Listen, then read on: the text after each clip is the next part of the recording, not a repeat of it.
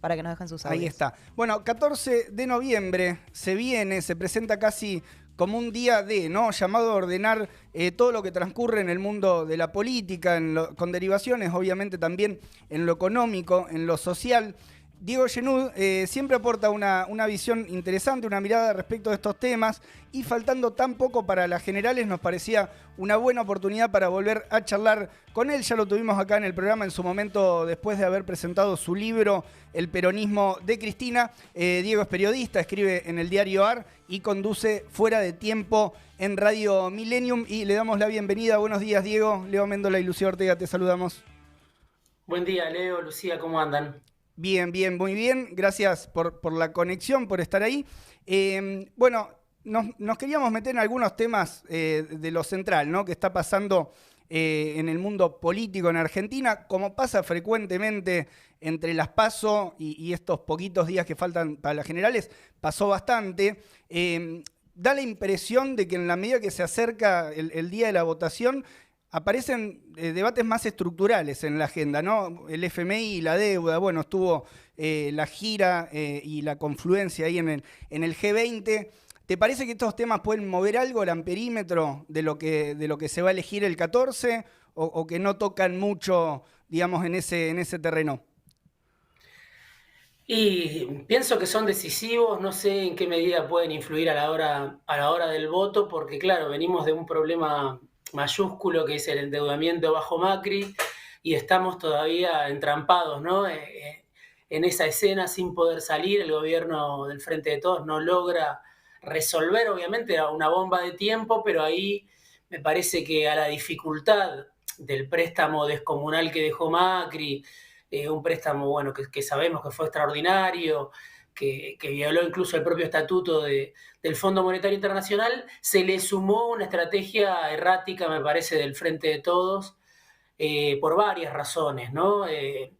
Primero porque el gobierno decidió, Martín Guzmán sobre todo, cuando reestructuró la deuda con el sector privado, darle al Fondo Monetario Internacional un lugar de autoridad, ¿no? Casi de neutral en esa discusión que había con los BlackRock, con los PINCO, con los Templeton. En eso obviamente también contribuyó y fue decisivo el presidente Alberto Fernández, que hablaba de un nuevo fondo, y entonces en muy poco tiempo, en apenas unos meses, con el cambio de Lagarde por Georgieva, rápidamente el fondo apareció con un traje nuevo, ¿no? Era el traje de socio del gobierno nacional, de aliado del gobierno nacional, y ahora eso me parece que cuesta muy caro porque Georgieva además enfrenta también una presión del sector financiero de Estados Unidos, de David Lipton, del Tesoro norteamericano, del poder permanente en Estados Unidos. Entonces no sé cómo la sociedad está mirando esto, ¿no?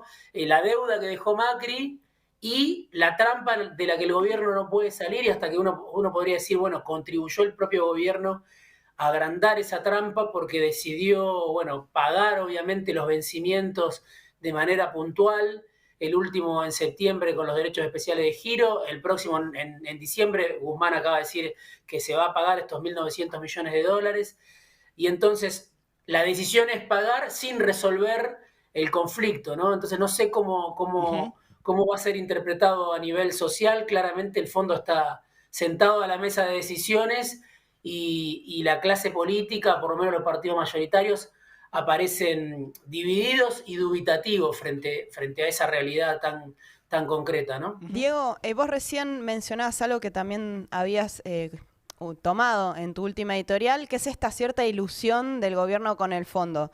¿Se creyeron realmente que había un nuevo fondo o por qué salieron con ese discurso, no?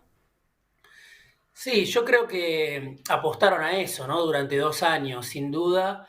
Ahí es importante el rol de Guzmán, porque Guzmán representa, podemos decir, un bloque de intereses o de alianzas, que ahí está muy claro lo que plantea Joseph Stiglitz, incluso uno puede decir el Papa Francisco, Jeffrey Sachs, o sea, una serie de académicos, hasta podríamos decir el esposo de Janet Yellen, que es Akerlof, un premio Nobel de Economía cercano a Stiglitz. A todo ese andamiaje, a todo ese juego de alianzas apostaba Guzmán, y creo que el presidente también apostó a eso. Apareció siempre Cristina y el kirchnerismo un poco más lejos. Cristina, ¿se acuerdan que en su momento habló de una quita, pidió una quita? Si mal no recuerdo, fue en Cuba cuando habló de que hacía una falta una quita al Fondo Monetario Internacional. Bueno, todo eso obviamente quedó en la nada y no prosperó dentro de la estrategia del gobierno nacional. Y lo que está pidiendo el kirchnerismo sigue sin ser considerado seriamente, ¿no?, por los países que tienen incidencia decisiva en el fondo. Yo diría que sí, que el gobierno apostó a ese nuevo fondo no apareció más allá de los derechos especiales de giro que tienen más que ver con Biden, me parece, que con Georgieva, y no apareció más allá de que durante la reestructuración de la deuda con el sector privado habló de que lo que el gobierno se comprometería a pagar debía ser sostenible, pero a la hora de discutir por la suya no apareció un nuevo fondo, y cuando uno ve cuáles son los programas del fondo, también ve que siguen exigiendo más o menos lo mismo, ¿no? Y creo que por eso insisto con esto de un poder permanente que parece más importante que lo que Georgieva pueda declamar en alianza con Francisco o con Stiglitz. Claro. Claro, bueno, de hecho es difícil, ¿no?, en todas estas discusiones, pronunciamientos, comunicados, encontrar, más allá de algunas cuestiones generales, bueno, si hubiera alguna discusión respecto de hacia dónde hay que ir, ¿no?, económica, socialmente, para llegar a un acuerdo, bueno, es poco lo que está trascendiendo, me da la impresión respecto de eso. ¿Te parece, ya metiéndonos en el terreno de la política, de lo electoral, que las PASO dejaron un escenario que está más bien claro para el 14 de noviembre, que hay mucho que está cerrado con lo que dejó el resultado de las PASO, o que todavía hay cosas importantes que están en juego? No, creo que todavía hay mucho importante en juego. Primero, obviamente, nadie puede saber qué va a pasar el 14 de noviembre, ¿no?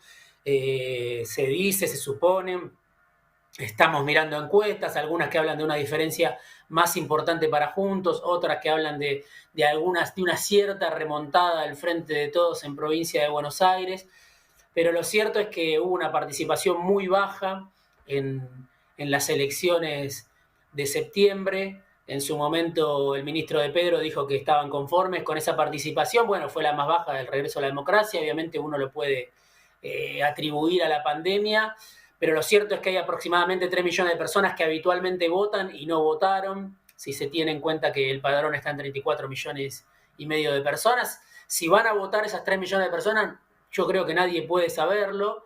Si vota la mitad nomás, puede obviamente alterar los resultados. Entonces, yo creo que obviamente llegamos con las encuestas hipercuestionadas, que hablan otra vez de un escenario previsible, donde el gobierno no aparece como ganador claramente, pero me parece que hay mucha gente que no votó, y todavía falta para saber si esa es un pronunciamiento de fondo social, de rechazo al sistema político, o si fue algo que se acotó a las primarias, ¿no? Me parece que ahí está la llave de la elección, en esos 3 millones de personas que no fueron a votar, más allá de que sabemos que siempre Cambiemos en las últimas elecciones tuvo más votos a la hora de las generales que a la hora de las PASO. Claro, claro.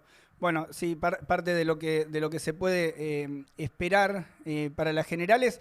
¿Cómo ves el cambio, o si hubo algún cambio también en la estrategia del gobierno, ¿no? Entre las PASO y las generales? Vimos un cambio, al menos en el lema, ¿no?, general, estaba la vida que queremos. Bueno, de ahí hubo un relativo giro a este lema del sí. ¿Cómo estás viendo la estrategia más de conjunto del oficialismo para esta apuesta que vos mismo planteás de ir a la búsqueda de ese espacio que le fue esquivo en las PASO? Sí, sin duda que el gobierno fue a la elección, a las primarias, me parece totalmente divorciado de la realidad que vivían millones de personas, ¿no? Sí. Hoy lo admiten los propios funcionarios.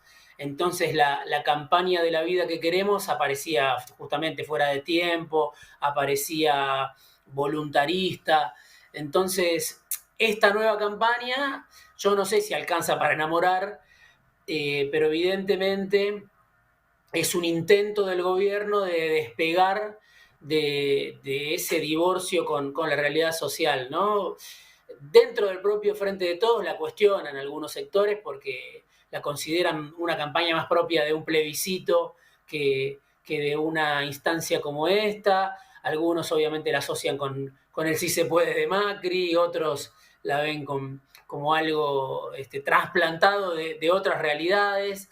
Yo creo que por un lado está esa campaña y por otro lado están los movimientos del gobierno, ¿no? Paliativos, por un lado en lo económico, que no alcanzan, me parece, para mover el amperímetro, aunque se hable de emisión, aunque el gobierno pueda estar emitiendo más de lo que emitió en los primeros 6 meses del año, donde hubo un ajuste fuerte por parte de Guzmán, no alcanza lo que el gobierno está dando para alterar la realidad social, y por lo menos eso es lo que marcan las encuestas, que no alcanza porque sigue siendo muy, muy poco para revertir una realidad que está muy atada a la inflación del 52% interanual. Y por último, en lo político, yo creo que Cristina se replegó, casi se despidió de la campaña, ¿no? Después del estruendo que representó la crisis, de la derrota, de la discusión tan tensa que todos vimos entre Alberto y Cristina por el gabinete y por el rumbo.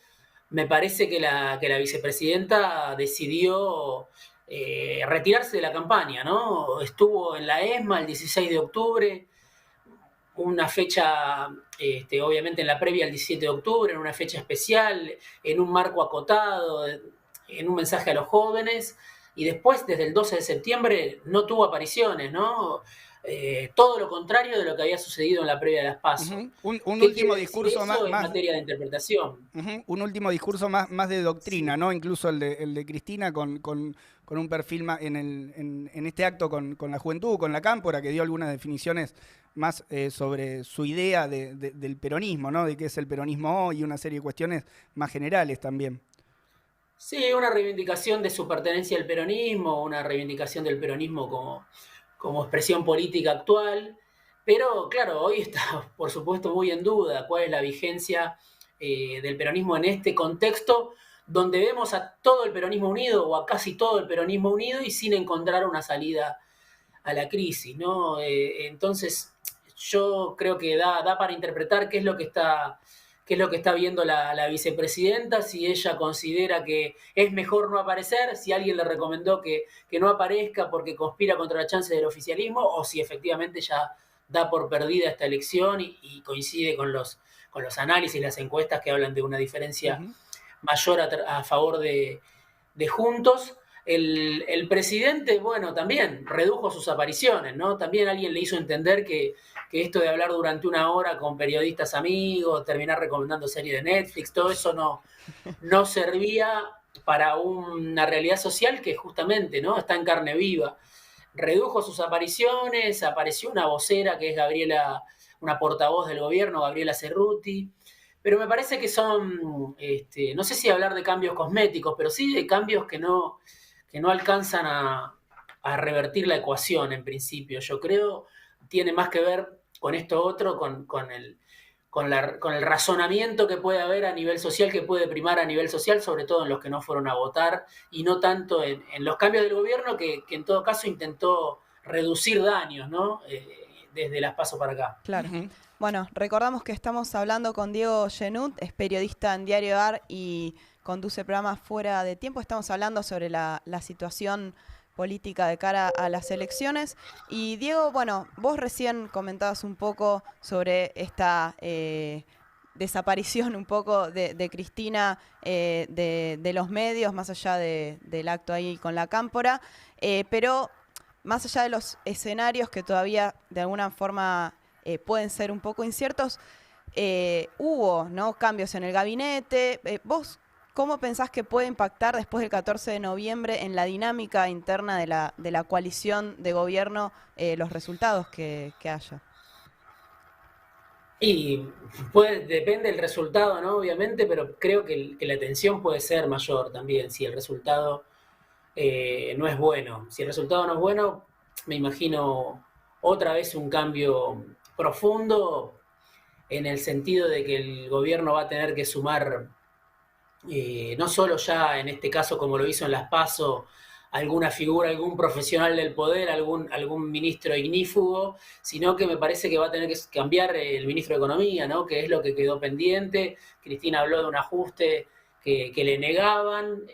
Martín Guzmán sigue siendo el interlocutor principal con el fondo, pero en este contexto del que hablábamos, donde se debilita también del otro lado de la mesa Georgieva, que es la principal interlocutora de Guzmán. ¿Hacia dónde puede salir el gobierno también en materia económica? Yo creo que Perdona, ¿vos ves que puede cambiar sí. el ministro incluso antes de cerrar un acuerdo con el fondo? Porque eso es un Depende del poco... resultado, Claro, ¿no? Depende del claro. resultado. Yo creo que sí, que lo puede cambiar incluso antes del acuerdo con el fondo si el resultado es peor de lo que vemos, ¿no? Eh, y ahí obviamente también, por eso digo, dentro de lo que es este frente tan contradictorio, de las propias señales confusas que se emiten desde lo alto del poder, uno no sabe cuál es el plan B de Cristina, ¿no? O si es alguien más ligado a Kicillof o si es Martín Redrado que viene precalentando hace años ya, desde antes de que asumiera Alberto Fernández, y vemos cómo cíclicamente su nombre vuelve a sonar y él mismo vuelve a desfilar por los medios, auspiciado por Sergio Massa, auspiciado por sectores del poder financiero, por incluso algunos sindicatos, algunos empresarios. Entonces, no está claro, y yo creo que si Guzmán sigue, es, entre otras cosas, porque el gobierno no sabe cómo reemplazarlo, ¿no? Y entonces yo creo que si la derrota es peor, el cambio fundamental va a ser en lo económico, y después está esta idea de, no sé si llamarlo cogobierno, pero de un acuerdo para el cual Massa, Alberto Fernández, incluso Máximo Kirchner de a ratos invitan a la oposición, ¿no? Si la derrota es más profunda, obviamente se desencadena un proceso acelerado porque va a estar en discusión quién ajusta. La reta o la oposición van a querer que el gobierno haga el ajuste más profundo y el trabajo sucio, y el gobierno no va a querer hacer eso, me imagino.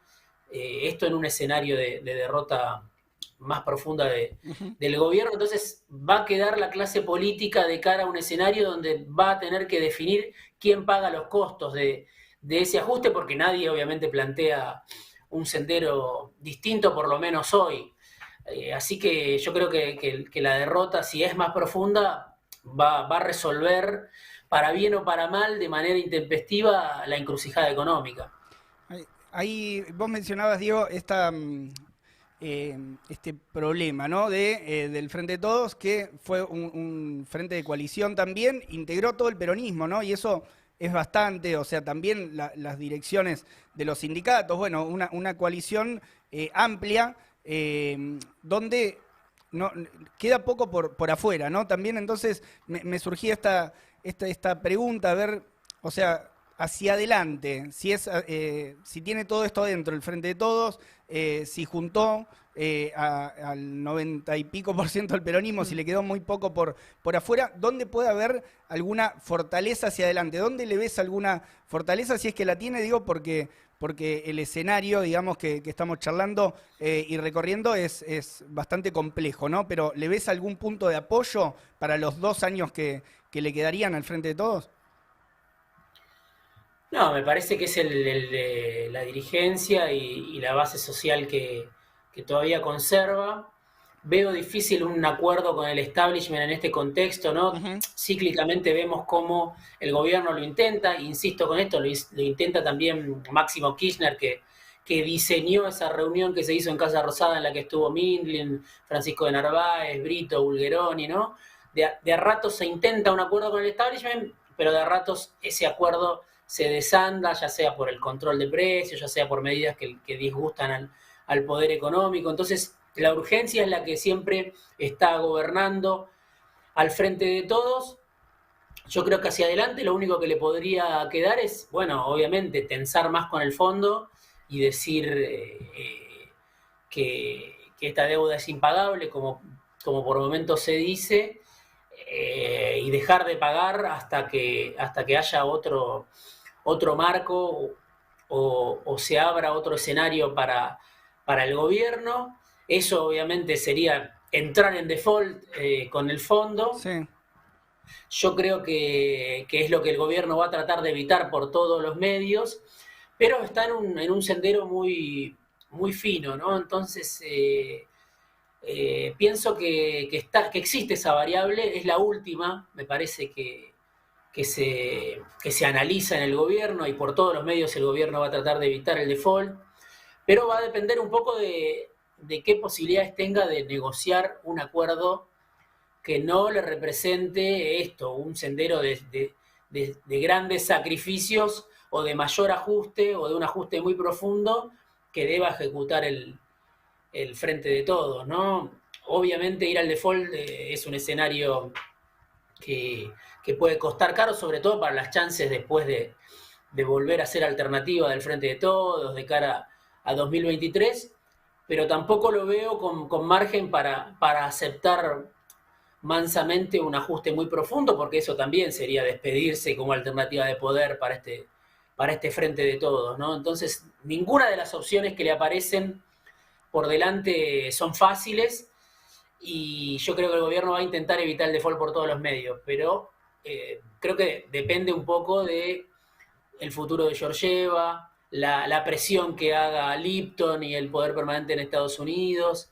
De todo eso también depende y puede ser que esas fuerzas se pongan muy intransigentes como han sido hasta ahora o más y bueno, lo dejen al gobierno analizando esa posibilidad, de decir, bueno, hasta acá pagamos, porque obviamente lo que hay que pagar en marzo es imposible de pagar, 18.000 millones de dólares solo de capital, sin hablar de los intereses, que es lo que el gobierno viene pagando, ¿no? Sí, una bestialidad. Estamos hablando con Diego Genud sobre el escenario antes y el posterior, el anterior y el posterior de las elecciones generales, cómo está la economía, la política también. Y en estas últimas semanas, en los últimos días, escuchábamos también algunos análisis, ¿no? De que el discurso, un pequeño giro en el discurso del gobierno, un tono quizás ante la negociación que vos mencionabas un poco más duro, también algunas medidas podían responder a una cierta preocupación, ¿no? De estar perdiendo un voto que considera propio, más allá de que lo sea por izquierda, ¿no? También esta preocupación del gobierno. ¿Te parece que es una preocupación que tiene un contenido electoral o que también puede estar respondiendo a una preocupación más de mediano plazo en el gobierno, en el oficialismo? Y no sé, la verdad que es ahí el frente de todos está dividido. Creo que sobre todo es una preocupación electoral, que se sorprendieron con los resultados de la izquierda, me imagino, que son números que para una elección tan ajustada como vienen siendo en realidad las elecciones del Frente de Todos y Cambiemos, es un costo importante y se sabe y hemos visto incluso testimonios de votantes del Frente de Todos o de sectores que apoyaron históricamente al kirchnerismo y decidieron votar a la izquierda. Entonces, creo que es una preocupación electoral. Hacia adelante no me queda claro, ¿no? Porque también las señales son confusas. Por momentos, la Cámpora, la propia Cristina intentan algunas medidas un poco más osadas o audaces y por momentos dan señales contradictorias de buscar medio un acuerdo desesperado con el establishment y no termina de quedar claro, por lo menos para los que lo vemos desde afuera y conversamos con alguna de esa dirigencia, no termina de quedar claro. No sé si para la militancia del Frente de Todos queda claro y para la militancia del kirchnerismo queda claro, me parece que tampoco queda muy claro para ellos. Si hay un intento más de fondo de ir a medidas más audaces o si es solo un reflejo electoral, ¿no? Claro, y en este marco del debate y de cómo están dadas las fichas, ¿no? En el escenario hacia las generales, ¿cómo estás viendo la campaña de la izquierda también? ¿Cómo la viste, no sé, los debates o estos últimos días, estas últimas semanas? No, creo que es una campaña que es certera en la medida de que hoy el problema central de la mayor parte de la población, de los que viven en un ingreso en pesos, es la inflación y el derrumbe del salario real, ¿no? Eso que vimos ya durante los años de Macri, que uno puede decir, bueno, empezó en 2014 con la devaluación de Kicillof y a partir de ahí, de 2014 para acá, son más los años que el salario pierde, que el salario le gana a la inflación. Son excepciones los años en los que el salario le gana a la inflación desde hace 7, 8 años. Pero digo, el gobierno de Juntos, el gobierno de Cambiemos, ejecutó un fuerte ajuste que en su momento, obviamente la izquierda denunció, pero también lo denunció el Frente de Todos. Ya una vez con el Frente de Todos en el gobierno, esa agenda prácticamente quedó vacante. Y es la realidad más palpable, me parece, ¿no? Para millones de personas. Una inflación del 52% interanual, que ya está en los niveles del último Macri, claro. Y un tema del que pareciera nadie quiere hablar, por lo menos de los partidos mayoritarios. Antes lo hacía el Frente de Todos, antes de ser gobierno. Y hoy es una realidad incómoda para el propio gobierno seguir culpando a la pandemia, seguir culpando a la herencia de un proceso que no se revirtió y que por momentos se profundiza, sobre todo si tenés en cuenta que la mitad de la población económicamente activa está en la informalidad y no es alcanzada por las paritarias o la reapertura de paritarias. Entonces, digo, para mí ahí hay un eje central del Frente de Izquierda que seguramente tiene impacto en la población o en una parte de la población, y el otro tema es este que veníamos charlando antes, del fondo, ¿no? De que no hay desde la clase política o desde los partidos mayoritarios una estrategia eficaz para resolver un problema mayúsculo que obviamente dejó Macri, y bueno, Macri dice yo lo resolvería en 5 minutos, como dijo en su momento con la inflación, y el Frente de Todos está entrampado. Entonces, plantear la centralidad del fondo me parece que es un acierto, y que además duele, me parece, le duele a los partidos más grandes, porque evidentemente no pueden resolver ni el tema de la inflación y la caída del salario real, ni el tema de la bomba de tiempo que dejó Macri con el endeudamiento descomunal del acuerdo con el fondo. Dos problemones que hay por delante. Diego, te agradecemos mucho por tu tiempo, siempre un gusto hablar con vos, y bueno, quizás post 14 de noviembre, post este día que parece que va a resolver o no resolver muchas cuestiones, por ahí volvemos a charlar, te volvemos a llamar. Dale, les mando un abrazo, gracias por llamar. Dale, gracias. Un abrazo. Ahí pasaba Diego